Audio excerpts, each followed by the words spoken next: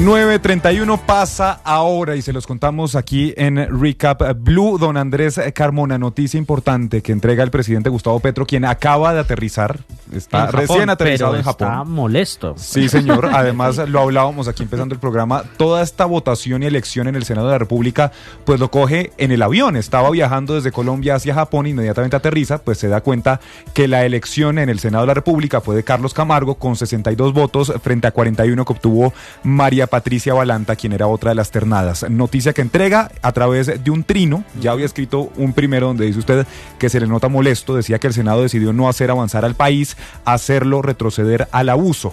¿Recuerdan acaso que en medio de los crímenes contra los jóvenes el defensor del pueblo haya siquiera alzado la voz? Decía esto en alusión a Carlos Camargo, quien fue elegido como nuevo magistrado de la Corte Constitucional y quien efectivamente pues fue defensor del pueblo hace algunos años. Pues dice en un nuevo trino que la coalición de gobierno en el Senado se rehace por completo. Su objetivo cambia, es lo que dice el presidente Gustavo Petro. Pues mire, Lucas, hay que tener en cuenta, primero, que yo creo que el presidente no se esperaba un golpe tan fuerte.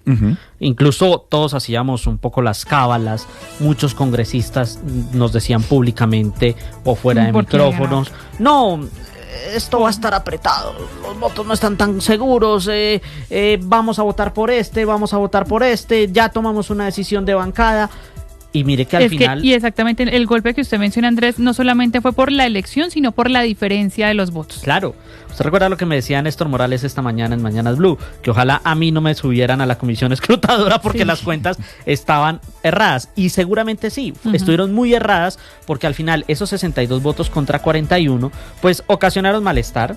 Súmele además las acciones de Lidio García, porque hoy uno de los protagonistas de esta elección no fue solamente Carlos Camargo, sino Lidio García, quien toma esa decisión de restringir el ingreso de funcionarios a la elección, es decir, funcionarios al recinto del Senado. Y entonces ahora el presidente dice esto de la coalición cambia y se rehace por completo. La pregunta y que queda sobre la mesa es, ¿cuál coalición? ¿Quedaba coalición?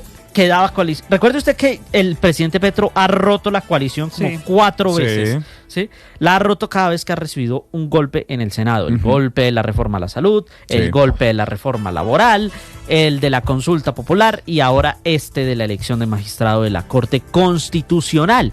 Entonces, ¿qué le quedaba? Le quedaba el pacto histórico, que todavía seguirá siendo, aunque hay voces que dicen que por ahí en el pacto se dieron algunos votos por Carlos Camargo, pero como el voto es secreto, exactamente. Ahora, lo más seguro es que el presidente va a empezar a preguntar. Claro, va a empezar a pasar lista. Él tiene 20 congresistas. A ver, ¿quién de esos 20 me falló? Porque las cuentas no cuadran. Súmele además que tenía los verdes, partido de gobierno, y tenía unos liberales y unos de la U, que se le habían, que estaban muy cercanos. Por eso es que las cuentas no nos daban. Las cuentas, uno pensaba, por ejemplo, en el Partido Liberal, que la votación iba a ser como 7-6. 7 liberales a favor del gobierno y 6 con Camargo. Pero de hecho ahí, Andrés, perdón que lo pare un segundo ahí, porque también les contábamos abriendo este programa que en medio de todo esto, la directora del DAPRE, Angie Rodríguez, le había pedido la renuncia a 3 ministros, que justamente usted acaba de mencionar esos 3 partidos, que pues... prácticamente Sanguino, les dijo gracias, pero no gracias. Pero Antonio Sanguino, ministro del Trabajo, de los verdes. De los verdes. Diana Morales, ministra de Comercio, de los liberales. Correcto. Y Julián Molina, ministro de las TIC, del partido de la U. Claro. O sea, el castigo fue de inmediato, al menos para los liberales. Oiga, y le voy a dar un dato de último minuto, para que vea cómo está la situación de la nueva coalición que quiere el gobierno. En serio, se los digo, no sé de dónde. Pero mira, acaba de trinar el expresidente de la Cámara de Representantes, Jaime Raúl Salamanca. Sí, señor. Verde. ¿De qué línea? De Carlos Amaya. Ah, muy bien. Del gobernador de Boyacá. Recuerda que mencionábamos que también, y lo confirmó Ricardo Ospina en Voz Populi, salía la gerente del ICA. Que la gerente del ICA era cuota de Carlos Amaya. Entonces mire lo que dice el representante Salamanca. Al gobierno de Petro lo he apoyado no por intereses burocráticos, está claro, lo he apoyado de manera decidida. Así que si su decisión definitiva es retirar la representación verde del gobierno, respeto esa decisión, así no la comparta nunca. La gran mayoría de este gobierno nunca tuvimos como sector del Partido Verde una responsabilidad en el Ejecutivo y los pocos meses que la tuvimos lo hicimos de la mejor manera. Seguiremos apoyando al gobierno en las cosas buenas y ojo con esto, en lo que no estemos de acuerdo, seguiremos siendo propositivos. ¿Sabe eso qué significa? Que uno de los voceros de Carlos Amaya está diciendo prácticamente aquí hubo divorcio. Como nos sacaron, aquí hay divorcio. Entonces, ¿qué le queda al gobierno en el Senado? Le queda el pacto. Sí. Podría tener uno que otro verde, pero la cosa está más difícil, pero le voy a poner unos nombres. Cintia Asprilla, yo creo que seguirá siendo un verde, señor, cercano al gobierno. En la U prácticamente está el senador Antonio José Correa. Sí. Es muy cercano al gobierno, prácticamente vota con ellos. Y en el Partido Liberal es donde está el enigma. Porque el Partido Liberal, muchos de esos congresistas, habría que ver si ahora de cara a la elección empiezan a correr más hacia las filas de César Gaviria. Entonces, y súmele algo más, se viene elección, los meses que siguen, septiembre, octubre y noviembre, son definitivos para el aval. ¿Y quiénes dan los avales? Los directores de los partidos políticos. Claro que sí, señor. Directores que, ojo, están ya muy en la línea de oposición. Tal vez incluso por eso llamó mucho la atención que en el partido de la U se pensaba que los 10 votos de la U estaban con Balanta porque Dilian Francisca Toro, gobernadora del Valle, era, digamos, de la misma región y que uno pensaba que eran muy cercanas. Pero súmele además que ayer el presidente Petro en la locución atacó a Dilian Francisca. Entonces, al final, mire, todo esto es el resultado de tal vez no hacer bien la política. Y súmele una cosa, y es que esta semana fue radicada la reforma tributaria o ley de financiamiento. Con tributaria encima. Que está, digamos, el futuro en este momento. ¿Y sabe qué va a pasar? Esa tributaria seguramente, y se lo puedo decir aquí en Rica Blue, y me va a llamar el día que pase. Dígame. Muy seguramente esa reforma tributaria ya tiene cristiana sepultura. Pues todo pareciera indicarlo. O sea, sobre todo si usted está rehaciendo la coalición de gobierno en este momento, pues. Pero es que además, como es una ley de financiamiento, puede pasar lo mismo que puede pasar con el presupuesto. Los congresistas están afanados. Sí. No quieren dejarle el presupuesto del 2026 por decreto al presidente. Se lo quieren modificar, se lo quieren reducir. Sí. El problema es que el Comité Autónomo de la Regla Fiscal dice que más o menos se tienen que reducir unos 45 billones de pesos para cumplir la regla fiscal y para cumplir todas las expectativas. ¿De dónde van a hacer esos recortes? Y además, el gobierno se va a dejar. Recuerde que con solo una de las comisiones económicas que vote no al presupuesto y a la tributaria, los proyectos se hunden. Sí, señor. Bueno, amanecerá y veremos qué pasa con todo esto. Lo tendremos aquí en Recap Blue, por supuesto, contándonos qué pasa finalmente con esta ley de financiamiento, con esta reforma tributaria que radicó esta semana el gobierno. Y Valentina, tenemos otra noticia importante que pasa a esta hora, 9:39 minutos de la noche en Recap Blue. Y es una información que está llegando justamente desde la Corte Constitucional, que ha sido hoy el centro de debate, y es que le permitiría a Alexander López regresar al Senado para ocupar esa curul que tiene del pacto histórico. Recordemos que él salió por una decisión del Consejo de Estado que alegaba doble militancia a Andrés, que le tumbó la elección como tal, y fue después de eso que pasó a trabajar con el gobierno a ser director del Departamento Nacional de Planeación. Exactamente. Sí, señora. Y sale unos días después de ese famoso Consejo de Ministros, donde, acuérdese usted, la primera en expresar su molestia fue Francia Márquez, pero después habló Susana Muhammad. Después de eso, pues salieron varios, y si yo no estoy mal, en febrero, días después, una semana después de ese Consejo de Ministros, sale justamente Pero Alexander además López. Alexander López estaba en las cábalas de precandidato y al final las cosas no salieron como se esperaban. Exactamente. Ahora, si Alexander López en estos momentos, si mi memoria no me falla, está trabajando en la Procuraduría. Sí, señor. Es procurador para los entes territoriales. Sí, señor. Si Alexander López decide volver, eso implica que tiene que salir un congresista, que tendría que ser el último en votación. No tengo en ese momento el dato claro, creo que sería de pronto Sonia Bernal. Pero en ese caso regresa Alexander López por unos mesecitos, Y posiblemente con eso Alexander López podría ser candidato en las listas para el próximo año. Sí. Entonces, la primera pregunta es, ¿Alexander López va a aceptar volver? 2. Exactamente. Sí. Él era uno de los pocos senadores del pacto histórico de larga data, de trayectoria y de incidencia en el pacto. Entonces, con eso, él va a poder reconstruir la coalición, como dice el presidente, va a ser un actor clave. Recuerda que incluso él sale siendo presidente del Congreso. Sí, señor. Sí, presidente pocos días antes de dejar la presidencia. Entonces la gran pregunta es, ¿va a lograr recomponer? ¿Va a lograr liderar estos últimos meses, ese último tramo, ese sol a cuestas? Son muchos frentes los que les toca al gobierno. Tiene un frente de batalla muy grande. Y eso va a depender si primero que usted decide regresar y si tiene o no la tarea de recomponer esto que ya el presidente dice. Y un último detalle, Valentina. Sí, recuerde que Alexander López es muy cercano a Francia Márquez y la relación Francia-Petro está rota. Y acuérdese que en ese Consejo de Ministros, que hablamos del 4 de febrero, del que hemos hablado muchísimo y nos ha dado mucho para nuestro analizar. Reality show. Y seguimos hablando de eso. El presidente Petro se le paró muy duro a Alexander López y dijo que tenían que abrir el espectro y dejar de ser tan sectarios y recibir a otras fuerzas en el gabinete, recibir a otras fuerzas en el gobierno. Fuerzas le duraron poco. Ahora, ¿quién va a entrar al gabinete? Aunque acuérdese que en ese momento todo esto se da porque Armando Benedetti llegaba como jefe de despacho. Oiga, y Benedetti no tendrá que pagar velas por ese muerto que es el de la Corte Constitucional. Pues yo solo le digo que amanecerá y veremos. De momento lo que tenemos confirmado es que son 3: Diana Morales, ministra de Comercio; Julián Molina, ministro de las TIC; y Antonio Sanguino, ministro de Trabajo, a quien Angie Rodríguez, porque hay que recordarle, el presidente Gustavo Petro estaba viajando en ese momento, estaba en el avión llegando a Japón, pues les habría pedido la renuncia a Andrés, y en este momento el ministro delegatario... Y a la ministra de Comercio la cogió en Japón. Ah, bueno, ella está en Japón. La llamó en Japón. Sí, señor. Estaba esperando al presidente con la comitiva que ya está allá. Y el ministro Armando Benedetti está de presidente encargado, de ministro delegatario. Ministro delegatario con funciones presidenciales. Sí, no asustemos a los oyentes, pero porque eso de presidente encargado. Pero así se le dice, pero claro, la figura como tal es ministro delegatario. Es la persona que debe asumir las funciones presidenciales en el caso de una ausencia temporal.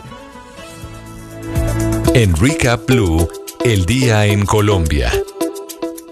Y en Colombia, Valentina, ya vamos llegando al final, pero pasaron varias mucha información y muchas, digamos, noticias políticas que van a tener que ver con el futuro de las reformas que tanto hemos hablado, pero también sobre todo ese respaldo que pueda tener el gobierno de cara a las elecciones, que eso también está en juego en este momento. Sí, señora. Y el Tribunal Administrativo de Cundinamarca, por otro lado, admitió una acción de cumplimiento en contra de los ministerios de Hacienda y Educación, además del ICETEX, que pide retomar el subsidio de la tasa de interés para que los usuarios no tengan cánones de hasta el 17% sobre el valor mensual de su crédito. Kalila Peña.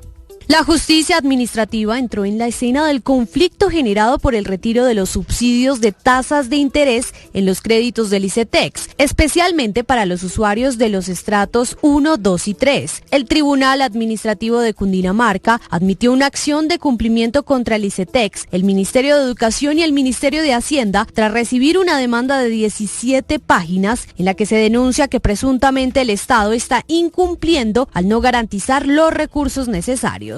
Según la demandante Catherine Jubinao, hasta 100.000 estudiantes se vieron afectados cuando el ICETEX anuló este tipo de alivios económicos, registrando un aumento en las cuotas. Por este motivo, exige que se retome el subsidio, ya que muchos de los beneficiarios ahora tienen aumentos que incluso llegan al doble de la cuota mensual que venían asumiendo. El tribunal, a cargo del magistrado Luis Manuel Lazo, tiene 20 días para tomar una decisión de fondo. Gracias, Kalila, y seguimos muy pendientes de las labores de búsqueda y rescate de Samuel Londoño Escobar, el hijo del exalcalde de Miranda, Cauca, y también actual gerente de la licorera departamental. Allí, dicen las disidencias, son los responsables de este secuestro. Felipe García. Samuel Londoño Escobar, el joven de 17 años, se movilizaba en una motocicleta acompañado de 2 menores de edad cuando fue abordado por 3 hombres armados que lo obligaron a subir a un vehículo Nissan gris en el que emprendieron la huida hacia el municipio de Florida en el Valle del Cauca. Esto fue exactamente en la estación de servicio de Miranda, ubicada en la parcelación El Espezuelo. Las autoridades indicaron que en la zona tienen presencia el Frente 57 Yair Bermúdez y el Frente Dagoberto Ramos, estructuras disidentes de las FARC vinculadas a secuestros, extorsiones y narcotráfico. Por ahora, los organismos de inteligencia trabajan en la verificación de la autoría, aunque la operación de búsqueda inicial se vio afectada por bloqueos indígenas en el sector que impidieron el despliegue inmediato de las unidades del Gaula. El caso que involucra al hijo de Samuel Londoño Ortega, exalcalde de Miranda y actual gerente de la industria licorera del Cauca, es materia de investigación por parte de la Fiscalía y el Gaula Militar, que ya activaron un plan candado y acompañamiento a la familia de la víctima. 9:45 y la Fiscalía imputó cargos a otros 2 integrantes de la policía que estarían implicados en el escándalo de chuzadas a Marielvis Mesa, quien fuera niñera de la ex canciller Laura Sarabia. Catalina Vargas, ¿de quiénes se trata? Se trata de los miembros de la policía Hermes González y Edwin Méndez, quienes fueron imputados por la Fiscalía General de la Nación por el delito de abuso de función pública. Como presuntas víctimas en este caso estarían Marelvis Mesa, ex niñera de la ex canciller Laura Sarabia, Lucelia y Johnson, dos personas que son allegadas a Marelvis Mesa y que desde el inicio vendrían siendo víctimas de todo este montaje, al parecer por parte de la Policía Nacional. De acuerdo con las investigaciones, Hermes González habría realizado una inspección de manera irregular a la hoja de vida de Johnson sin ningún tipo de autorización judicial, y junto con Edwin Méndez habrían realizado diversas inspecciones en la terminal de transporte para dar con el paradero de una millonaria suma de dinero que se habría perdido de la casa de la ex canciller. Recordemos que por este caso el Tribunal Superior de Bogotá ya confirmó en segunda instancia una condena a 10 años de cárcel contra el intendente Alfonso Quinchanego y la patrullera Dana Canizares. Ambos se convirtieron meses atrás en los primeros condenados por el escándalo de las chuzadas a Marelvis Mesa, luego de que reconocieran su responsabilidad en los hechos y realizaran un preacuerdo con la Fiscalía General de la Nación. Ninguno de los integrantes de la Policía Nacional imputados en esta ocasión aceptaron cargos. Catalina, hablamos ahora del gobierno nacional que insiste en buscar la manera de traer gas desde Venezuela pese a las sanciones y que eso sería este mismo 2025. Entre tanto, la Corte está avalando el tratado comercial entre ambos países. Marcela Peña. Según los cálculos de la industria, a Colombia le va a tocar importar el 20% del gas natural que necesita el próximo año, y el objetivo del gobierno es traer aunque sea una parte de ese gas de Venezuela. El ministro de Minas, Edwin Palma, insiste en ese camino. No tiene ningún sentido desde el punto de vista lógico que en Venezuela quemen gas, boten gas y nosotros necesitándolo. Entonces ahí hay que superar cualquier barrera para que los colombianos, no solamente los colombianos en la frontera, sino en el país, podamos disponer de esa gran riqueza que tiene en materia de gas. Aunque para ser francos, estamos hablando de mucho más que obstáculos técnicos. Recuerden que el gobierno de los Estados Unidos tiene duramente sancionado al régimen de Nicolás Maduro, y hacer negocios con ellos podría implicar sanciones millonarias para Ecopetrol, sin mencionar con que el gasoducto lleva una década sin utilizarse y necesita reparaciones. De otra parte, la Corte Constitucional le acaba de dar luz verde al acuerdo comercial entre Colombia y Venezuela. Ojo, estamos hablando del acuerdo que se firmó al inicio del gobierno Petro, no de la zona binacional de las últimas semanas, ni mucho menos de la petición de Nicolás Maduro de poner a trabajar unidos a los ejércitos de Colombia y Venezuela. Y así es el alistamiento de los primeros vagones del Metro de Bogotá que ya llegaron a Cartagena, donde en los próximos días iniciarán su traslado a la capital del país. El proceso tomará al menos 7 días y se hará bajo un fuerte esquema de seguridad. Juan Andrés Beltrán. Los saludo desde el puerto de Cartagena, donde en este momento avanza la labor de embalaje de los primeros 6 vagones del Metro de Bogotá. Ese que ustedes están viendo en este momento, que se está movilizando, tiene 4 capas de protección. La primera de plástico, la segunda más de felpa, esto para protección ya también de la infraestructura, pero adicionalmente de la lluvia. Esa capa azul de un material especial que lo protege de los rayos ultravioleta a lo largo de su recorrido por los diferentes pisos térmicos del país, y esa malla naranja que ven alrededor para darle agarre y seguridad. Ahora les voy a mostrar ese que ya se fue, ya es uno de las camavacas que está lista para ser transportadas. Espera que sea a partir del próximo viernes. Ustedes pueden ver también acá a la izquierda este primer vagón, que fue el primero en desembarcar el día de ayer, y ha sido una operación en la que han participado cerca de 140 personas del puerto, de la empresa Metro, técnicos, ingenieros y personas que ustedes pueden ver en este momento acá en el puerto de Cartagena. Allí se observan los 5 vagones que quedan en la movilización de uno a uno de ellos para el embalaje, que pues dará ya como resultado por fin ese sueño tan anhelado para los habitantes de la capital de tener a partir del próximo viernes el primer tren del Metro de Bogotá. El próximo viernes en la madrugada se espera que sea el inicio del transporte y definitivamente sea a finales de la próxima semana en la capital del país. En Recap Blue, el día en Bogotá. Y a las 9:50 hablamos de la restricción que ya comenzó para las localidades de Suba, Kennedy, Fontibón y Engativá a propósito de estas obras de reparación del acueducto y sobre todo la restricción del servicio de agua, precisamente mientras se adelantan esas obras. Hay un sistema a través de carrotanques para entregarle este líquido a los habitantes que están siendo afectados. Nicolás Rodríguez. Pues desde las 0 horas del miércoles 3 de septiembre y hasta el próximo viernes 5 de septiembre se llevará a cabo cortes masivos del suministro de agua en varias localidades de Bogotá como resultado además de trabajos técnicos de infraestructura que deben ser realizados sobre este sector, específicamente en la avenida El Rincón con la avenida Boyacá. La intervención más prolongada será en Suba, donde el servicio será suspendido durante 48 horas, iniciando desde la medianoche de este miércoles y extendiéndose hasta el jueves, pero además los 60 barrios afectados serían San Cayetano, Villa Alicia, Salitre Suba, Niza Suba, El Pino, Santa Teresa, entre otros. Sobre esto habla Diego Montero, el gerente del Sistema Maestro del Acueducto. Esta zona es muy estratégica para el suministro de la empresa Acueducto, pues confluyen los sistemas Biesner y el sistema TVTOC. Eso ocasiona que necesitemos hacer un corte en la localidad de Suba principalmente por 48 horas. Estas 48 horas también implican una fase de restablecimiento que puede tomar hasta 12 horas en aquellos lugares más alejados de los puntos de suministro.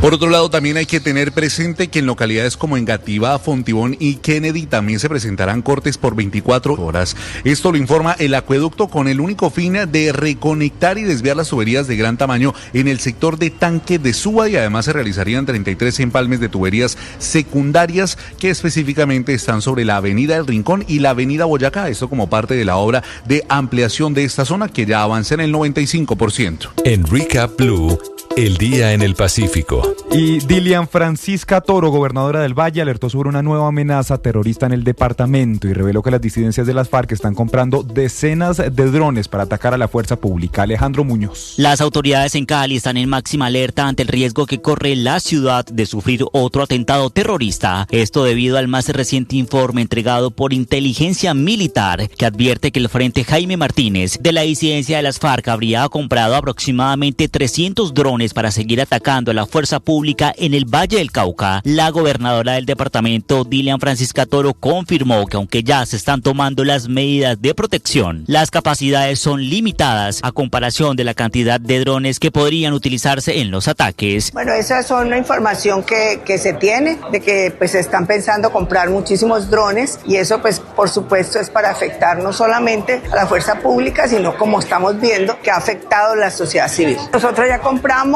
antidrones para policía y el ejército, vamos a comprarle ahora a la armada, pero pues por supuesto no tenemos todos los antidrones para contrarrestar muchos drones que nos vayan a atacar. Por su parte, el alcalde de Cali, Alejandro Eder, ordenó el refuerzo de los operativos de control en las entradas de la ciudad, especialmente en los límites con Candelaria y Jamundí, teniendo en cuenta que son los corredores que conectan a la ciudad con el departamento del Cauca. Que adelanten controles completos de los camiones que estén ingresando a Cali. Esto es una medida preventiva y es para la seguridad de Cali y de los caleños. Finalmente, hay que mencionar que las autoridades reiteraron la bolsa de recompensa que se tiene en este momento, que es de hasta 400 millones de pesos, por información que permita evitar más ataques terroristas en la ciudad de